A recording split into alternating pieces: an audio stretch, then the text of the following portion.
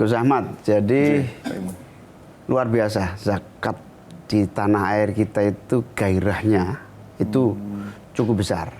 Kira-kira sekarang ini terkumpul sekitar hampir 70-an triliun. Meskipun kalau kita kalkulasi dari potensi umat Islam itu ada potensi zakat itu sebetulnya 300 triliun. Oh, kalau dikelola benar gitu, dirunut sumber-sumbernya, karena ada yang langsung, ada yang menyampaikan zakat langsung, ada yang melalui lembaga-lembaga penyalur zakat itu baru 70-an triliun ya. Nah, kalau ini menggairahkan, menyenangkan, membanggakan umat Islam Indonesia ini dalam berzakat. Semangat, gitu. Karena mungkin betul-betul ketaatan umat Islam di Indonesia itu cukup bagus. Tapi kalau lihat potensinya banyak yang perlu kita sadarkan. Dalam Al-Quran kan bilang khudz min amwalihim shadaqatan tutahhiruhum wa tuzakkihim biha. Jadi kalau orang mengeluarkan sedekah dan zakat atas hartanya itu pasti akan dibersihkan sekaligus disucikan. Bahkan yang menarik saya kemarin baru dengar katanya juga perusahaan-perusahaan yang dinaungi non-muslim juga ikut membayar ketentuan zakat itu luar biasa. Iya, jadi padahal itu pemiliknya non-muslim kok bisa mungkin ikut-ikut yang lain mungkin. Betul. Masalah. Bagus. Ini ada Gus Ahmad, kamu baru datang. Yuk ngomongin zakat Gus ya. Ya. Ini saya duduk dulu kamu. Saya belum. Sudah zakat belum? Belum. Zakat fitrah. Zakat mal belum? Belum juga. Oh iya, jadi Ramadan ini Gus, karena pelipat gandaan pahala itu sangat tinggi, maka harusnya zakat mal itu lebih baik dilaksanakan di bulan-bulan Ramadan ini, atau setidaknya diniatkan dalam bulan yang penuh berkah. Iya, penuh berkah, penuh lipat gandaan. Nah, ada juga zakat yang segera harus kita tunaikan, zakat fitrah. Nah, karena itu kita bahas Gus ya. Nanti kita Tapi kita sapa pemirsa dulu. Assalamualaikum warahmatullahi wabarakatuh. Para pemirsa Metro TV, kembali bersama saya dan Bobby. Kali ini dibimbing oleh Gus Ahmad dalam Asmaul Husna, Insyaallah berkah. Jadi Gus Ahmad, potensinya besar sekali zakat di tanah air kita, dan kita harus ingatkan semua ini. Sebetulnya bagaimana dengan ayat yang saya sampaikan tadi? Khudz min amwalihim shadaqah tutahhiruhum wa tuzakkihim biha. Jadi dari ayat itu sudah termasuk mencakup fadilah daripada atau keutamaan daripada zakat itu sendiri. Karena tapi kok bahasanya sedekah? Sedekah itu ada dua. Ada sedekah wajib, ada sedekah sunnah. Kalau sedekah wajib ya meliputi zakat, kalau sedekah zakat fitrah, zakat tijarah, mal dan sebagainya. Kalau sedekah sunnah ya infak, jariyah, itu sedekah sunnah. Senyum? Bisa. Bahkan di keterangan hadis Bukhari itu kullu ma'rufin sedekah. Setiap perkara baik itu sudah bernilai sedekah. Yang membuat senyum termasuk dapat sedekah. Iya, benar. Kamu termasuk ada peluang ini. Yang membuat senyum. Senyum palsu Gus. Ke atasan biasanya. Fake smile nggak? Iya benar. Nah, jadi akhirnya karena keutamaan zakat atau sedekah itu yakni membersihkan harta benda, karena setiap komponen makhluk hidup baik itu termasuk benda itu mempunyai kotoran-kotoran. Maka termasuk menghilangkan kotoran. Kalau baju cara menghilangkan dengan dicuci lah. Pencucian harta itu dengan cara zakat. Pencucian harta bukan pencucian uang, gitu. Nah, nanti kalau kita sudah zakat, nanti inilah kerja Allah nanti akan melipat gandakan, melapangkan rezeki kepada hambanya itu. Gimana, Bob? Iya, tadi saya pengen nanya tentang zakat sebetulnya, Bu. Saya tuh belum bayar zakat yang wajib fitrah itu, Gus, belum. Karena saya kepikiran pengen beli motor masih. Jadi mungkin saya bisa bayar zakat fitrah melalui cashback motornya itu gitu. Lagian kan saya juga nunggu, kalau orang-orang lain kan nunggu THR gitu. Saya nunggu TMR. Apa tuh? Tundai Muhaimin Raya. Tunjangan. Tunjangan Muhaimin. Iya gitu. Beres, bisa diatur bos. Nah, itu gimana Gus kalau misalkan kita masih belum bayar-bayar terus nunggu karena kepikiran tabungan gitu. Nah, apa semampunya aja. Kalau zakat fitrah kan tidak ada hubungannya dengan nisab maupun haul. Oh iya Gus. Tidak ada. Jadi memang kewajiban bagi individual muslim. Berbeda kalau zakat tijarah, zakat mal itu kan ada nisab, ada haul ya, 1 tahun. Kalau zakat fitrah terserah, nggak usah nunggu kaya, nggak usah nunggu cukup, mau ngeluarkan monggo. Cuman kan gini, keumuman manusia itu dalam zakat fitrah itu pengen yang ringan-ringan, yang simpel-simpel. Boleh nggak zakat fitrah memakai uang ya? Padahal memang mayoritas ulama itu kalau terutama Syafi'iyah, kalau zakat fitrah itu harus sesuai dengan keumuman makanan yang ada di negaranya. Kalau kita berarti kan beras. Berarti kalau sudah dikurskan senilai masih ada beberapa pendapat ulama, yakni ada yang mengatakan 2,7 kilo, ada yang mengatakan 2,5 kilo. Itu kalau Syafi'iyah dari kita. Cuman ketika ditanyai apakah ada ulama yang memperbolehkan membayar zakat fitrah dengan memakai uang, maka jawabannya untuk mazhab Hanafiyah diperbolehkan untuk membayar dengan uang, tapi sesuai dengan ketentuannya. Ketentuan mazhab Hanafiyah itu bukan kurs dari beras, tapi kurs dari gandum. Jadi 1,9 kilo gandum itu berapa rupiah, nanti itulah yang boleh untuk dizakatkan. Takut harta kita nggak cukup untuk zakat itu gimana Gus? Kalau takut harta nggak Justru cukup. malah ada ungkapan kayak gini, jangan takut miskin karena zakat, tapi zakatlah supaya kamu nanti bisa. Jangan pernah takut zakat karena kemudian takut miskin, karena justru dengan zakat dan sedekahmu itu akan membuatmu kaya. Membuatmu kaya. Siap. Nah, kekhawatiran mengeluarkan zakat atau kewajiban zakat ini sebetulnya kan harus disadarkan bahwa Allah akan memberikan rizki yang berlimpah, kira-kira Gus. Jadi seperti Asmaul Husna. Salah satunya adalah Al-Basit. Di situ masuknya Gus. Al-Basit, Allah yang maha melapangkan rizki. Al-Basit. Allah yang maha melapangkan rizki. Dari pemahaman Asmaul Husna inilah kita menjadi semakin yakin dan optimis. Insya Allah zakat atau sedekah yang kita keluarkan sebagai kewajiban itu pun akan dilapangkan menjadi jalan rizki kita. Sebelum kita lanjut membahas Al-Basit, kita break sebentar. Para pemirsa, tetaplah bersama Asmaul Husna, insya Allah berkah.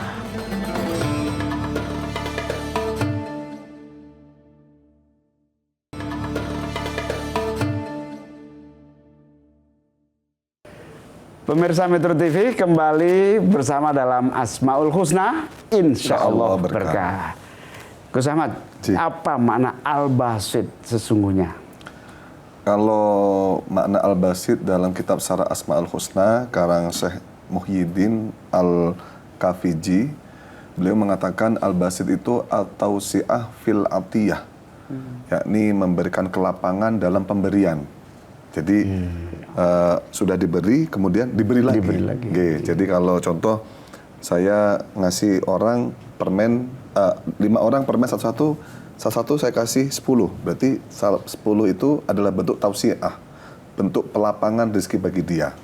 Nah, jadi biasanya Allah itu akan melapangkan rezeki kepada hambanya ketika memang hambanya itu memberikan bentuk tasarruf kepada hartanya itu ke jalan Allah. Jadi Allah akan melapangkan rezekinya seorang hamba ketika hartanya tersebut digunakan untuk jalan kebenaran, jalan Allah, infak fisabilillah gitu. Maka nanti inilah janji Allah yang akan melapangkan rezeki kepada mereka. Jadi Al-Basit yang melapangkan rezeki. Tapi harus diambil-ambil, yaitu melapangkan rezeki nanti bisa jadi dengan cara dia harus mensedekahkan hartanya kepada jalan kebenaran, jalan Allah. Jadi intinya don't worry, jangan khawatir. Berzakatlah, bersedekahlah, karena pada dasarnya Allah maha melapangkan rezeki yang kita punya. Bahkan manfaat zakat itu banyak sekali. Di antaranya yang pertama, saya spesifikasi zakat dulu karena memang ini kita di bulan Ramadan yang identik dengan zakat fitrah. Ada sebuah hadis Nabi, ada sebuah hadis dari riwayat Imam Baihaqi yang mengatakan hasinu amwalakum bizakah. Bentengilah harta kalian dengan zakat. Jadi ibarat kalau sebuah gambaran, zakat itu akan menjadi benteng bagi harta-harta seorang orang umat Islam, sehingga akan menjaga hartanya untuk rusak maupun harta akan hancur, akan hilang dan sebagainya, ibarat layaknya sebuah benteng. Bahkan ada lagi dari hadis Nabi yang mengatakan man adda zakata malihi faqad dhahaba minhu syarruhu. Barang siapa yang berzakat fitrah, menzakatkan hartanya, bukan fitrah, menzakatkan hartanya, maka akan dihilangkan dari dirinya keburukan-keburukan yang dia miliki. Nah, makanya istilahnya itu tadi, tutahhiruhum ya semacam ini. Akan menghilangkan kotoran-kotoran, mensucikan dari dia dari kotoran-kotoran yang ada di dalam dirinya. As-shadaqatu taf'ul. Nah, itu juga termasuk fadilah daripada sodaqah. Jadi yang perlu diperhatikan tadi ya, sodaqah itu ada kalanya yang wajib, ada yang kalanya yang sunnah. Nah, maka kalau sodaqah daful bala itu termasuk keutamaan daripada sodaqah Itu adalah menolak dari bencana. bencana. Bahkan bisa merubah takdir itu gara-gara sodaqah. Ada sebuah cerita menarik mungkin ini ya. Ya, sedikit dari kitab yang saya baca. Jadi zaman dulu itu ada kakek nenek yang miskin lah. Kemudian kakek nenek tersebut menginginkan makanan dengan lauk yang lebih enak. Kemudian kakek melihat, oh ada sarang burung di atas. Kayaknya berarti ada telur burung di atas gitu. Mari kita ambil. Setelah naik, diambil telur burung yang di atas pohon itu. Kemudian dimasak. Setelah dimasak, dimakan. Tak lama kemudian induk burung datang ke sarang tersebut mencari telurnya, kok nggak ada, bingung kemana ini. Tahu kalau ternyata telurnya tersebut diambil oleh kakek nenek yang ada di bawah. Lapor ke Nabi Sulaiman, marah-marah. Nabi Sulaiman, ini gimana ini? Saya punya anak lagi bentuk telur kok malah diambil oleh manusia, kurang ajar di bawah gitu ya. Akhirnya Nabi Sulaiman mencoba untuk menenangkan, ya udah gini aja, nanti kalau kamu bertelur lagi, saya akan mempersiapkan 2 jin yang akan menjaga telur kamu. Nanti kok ada manusia yang mengambil telur kamu, biar 2 jin ini akan memberikan bencana bagi mereka. Ya, jadi kalau nanti kok diambil, tolong nanti dorong mereka jatuh sampai dari atas menuju bawah, diberi sebuah bencana sama jin itu. Nah, beberapa saat kemudian sang burung bertelur kembali, ya, dijagalah oleh 2 jin. Ketika dijaga 2 jin, pada saat itu sang kakek nenek juga menginginkan kembali. Pengen makan enak. Oh, itu ada sarang burung lagi. Menawa ada telur yang ada di sana. Akhirnya berencana untuk mengambil telur tersebut. Setelah mau ngambil telur, ternyata ada seorang pengemis, peminta-minta, ya. Meminta kepada kakek nenek, delalah itu ya. Padahal di mereka ini juga nggak ada apa-apa, adanya cuma sepotong roti. Akhirnya roti tersebut dipotong, dikasihkan sebagian kepada pengemis tersebut. Kemudian naiklah kakek mengambil telur. Mengambil telur bisa dibawa ke bawah, dimasak dan dimakan. Induk burung kembali melihat, loh, kok hilang lagi, kemana ini? Katanya janji Nabi Sulaiman mau menjaga anak-anak saya, telur-telur saya, kok malah nggak ada ini. Mana 2 jin yang tadi dijanjikan? Akhirnya lapor lagi ke Nabi Sulaiman. Dipanggillah 2 jin tersebut. Nabi Sulaiman marah, kamu tuh bagaimana, bisa jaga apa enggak? Akhirnya bercerita, saya sebenarnya sudah jaga Nabi Sulaiman. Ketika saya hendak mau menjatuhkan kakek tersebut, ya, tiba-tiba ada sebuah rantai yang menarik saya ke atas. Satu jin mengatakan semacam itu, ditarik ke atas. Akhirnya saya ketarik ke atas, ya, nggak jadi menjatuhkan. Yang satu mengatakan, saya juga mau menjatuhkan kakek tersebut dari pohon, tapi tiba-tiba ada tali yang menarik saya ke bawah, ke dasar bumi yang dalam. Akhirnya nggak jadi untuk melukai kakek tersebut. Setelah diberitahu, ternyata dengan sebab kakek tadi mensodakohkan sepotong roti miliknya untuk pengemis, inilah yang menjadi dampak kakek tersebut selamat dari mara bahaya dan mengubah takdirnya yang awalnya mau dicelakakan menjadi selamat. Inilah yang namanya sodakoh daf'ul bala. Sodakotu daf'ul bala. Sodakoh itu akan menolak bala. Tapi ada istilah yang di pesantren juga sangat terkenal. Kalau lagi dapat musibah, udah sodakoin aja insya Allah. Insya Allah akan teratasi musibah itu. Itu benar ya Gus ya? Jadi konteksnya itu tadi maknanya. Bahkan dengan adanya sodakoh itu supaya ya musibah itu akan bisa sirna, bisa hilang, dan mungkin kalaupun tidak hilang, mungkin kita bisa tenang. Bisa lebih ringan. Bahkan ada lagi, menurut para ulama itu, ketika kita mau bepergian, ke jauh atau kemana saja, kita hendaknya untuk membeli keselamatan kita. Jadi, ishtara itu salami. Jadi, saya memberi keselamatan dengan cara apa? Saya bawa uang ini saya berikan kepada kamu untuk keselamatan saya. Itu juga termasuk luar biasa. sodakoh yang akan memberikan keselamatan bagi kita. Jangan pernah khawatir karena sodakoh itu apa yang kita berikan pada orang lain pasti bermanfaat untuk kita. Tetaplah bersama Asmaul Husna, insya Allah berkah.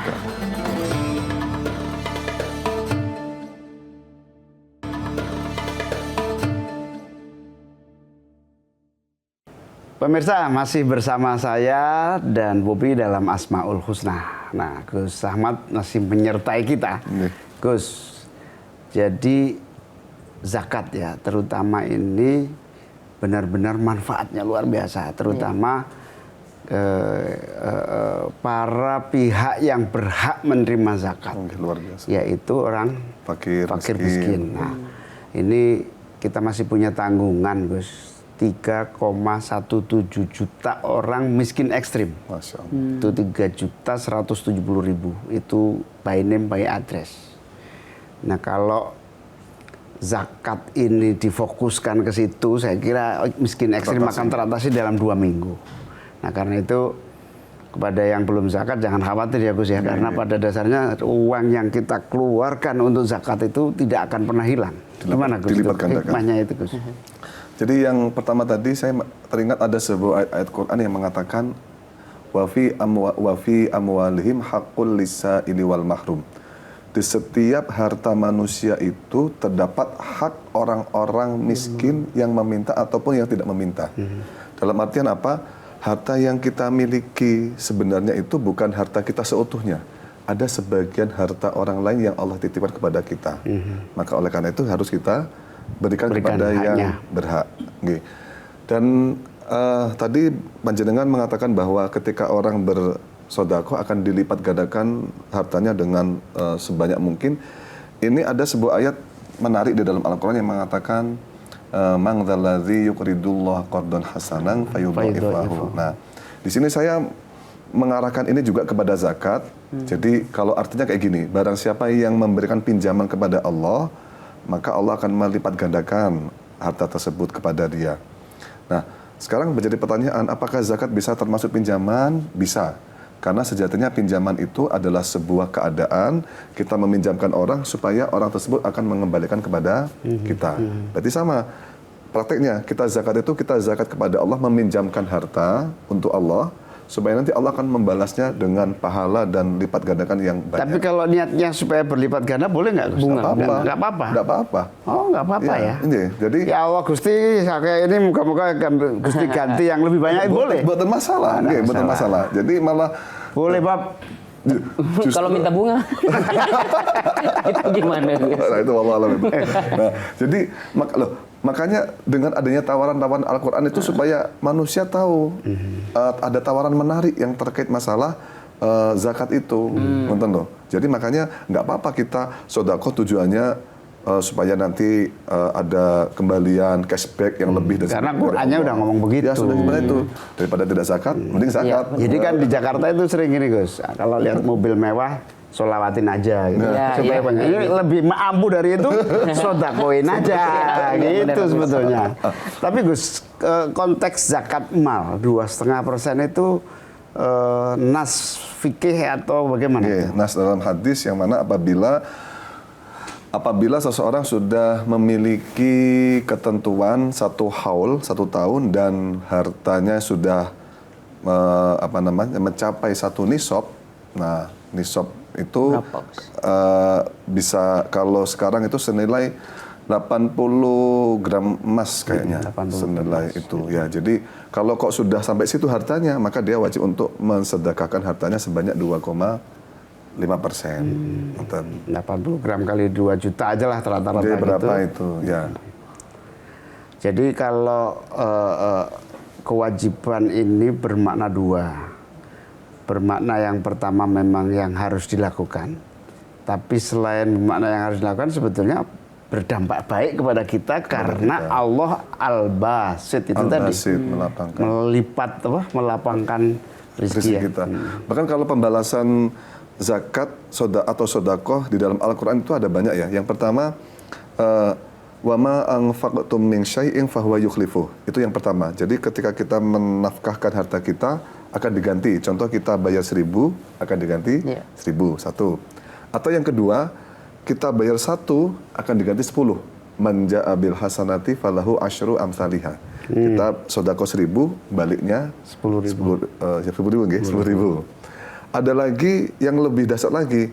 Mathalul ladzina yunfiquna amwalahum fi sabilillahi kamathali habbatin ambatas sab'a sanabila fi kulli sumbulatin mi'atu habbah. Nggih.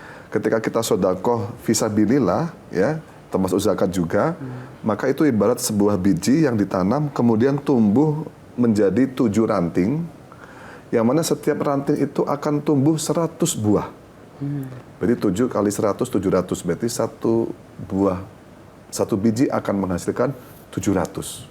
Nah ini luar biasa, tawarannya Allah luar biasa. Makanya memang wataknya atau kebiasaan manusia diberi tawaran yang sepanjang ini supaya mau zakat. Kalau tidak ada tawaran-tawaran yang menggiurkan, biasanya nggak mau manusia itu.